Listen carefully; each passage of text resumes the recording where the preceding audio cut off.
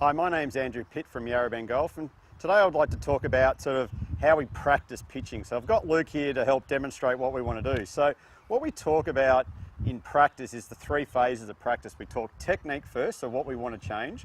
We move into our skill work, so shots that we need in golf, and then we've got to sort of put it under some competitive stress, so testing it. So what we're going to start with is technique. So there's sort of plenty of things to work on in technique. So we'll work with one of Luke's main faults, which Luke gets a little bit too steep, which causes him to get a bit underneath. So a basic drill that we've got for pitching with Luke is, if he goes into his setup, all we want him to do is have a right arm swing. And what you'll see here is when he makes the right arm swing, it gets the club a little bit more in his right hand this way. So Luke has the tendency to get a little bit steep, and then that causes him then to drop it underneath, and he sort of gets the one that goes right and a bit thin. So go ahead and have a right arm swing for us, Luke.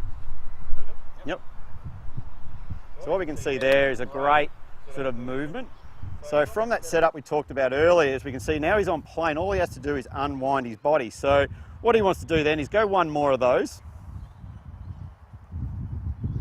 So with this technique change, all he's trying to do is feel the position he's getting into halfway back and how the body unwinds.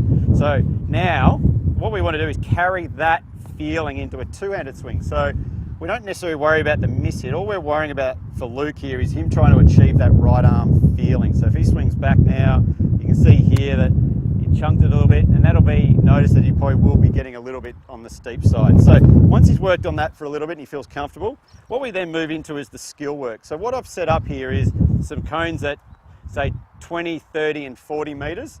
So Luke's got his 60 degree now. So what I want him to do now is, with that sort of slight change in his right hand position and the plane, is I want him to try and hit this 20 meters.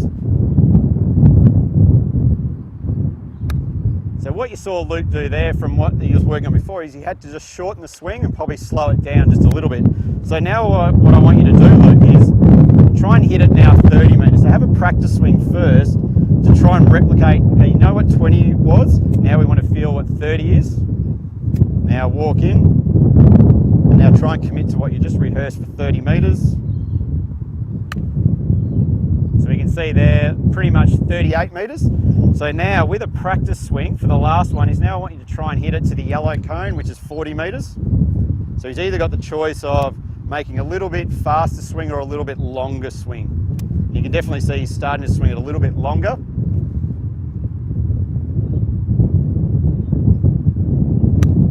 And you can see there, great strike, and pretty much landing 42 meters. So great job there. So what we've done is we've worked through the technique. So for Luke it was just a little bit of plain right arm swing. Then we moved into the skill. So with this lob wedge, we found out how to hit it 20, 30 and 40 meters. Now the last little bit with pitching is we need to sort of have a couple of different trajectories to each one. So if we just use the 40 meter one, Luke, I want you to show us then how you'll hit the low shot to 40 meters. So what you'll probably notice here, he might have a bit more weight forward, shaft forward, but most of all, you'll probably notice how short the follow through gets. So if you go ahead and hit that one, Luke.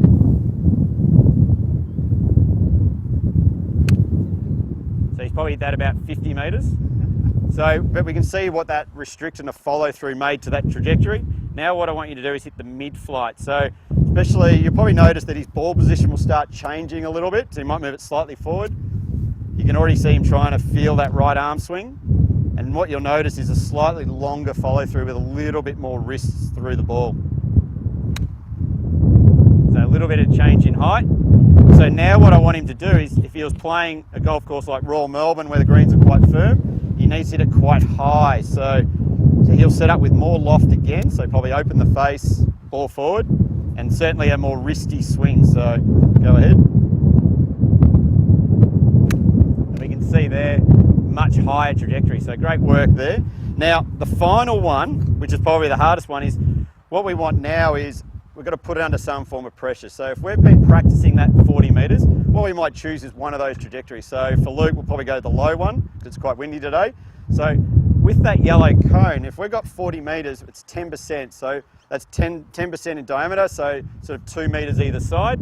So what we want now Luke to do is, in his full routine that he has on the course, to try and get 3 in a row. So where would you start, Luke, with this? Start behind the ball. So, yep, so starts behind the ball, pitches what he wants. Then he'll probably come in and rehearse what he wants.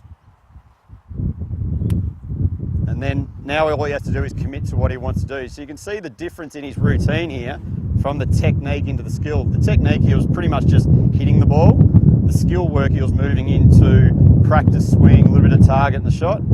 Now he's sort of moving into full routine. So really good there, a little bit too fast, so he'd have to start again. So all we'd want Luke to do then is keep going probably for about 3 more goes. If you didn't achieve it today, that's fine. Come back tomorrow and then change it and hopefully improve on it. So great work.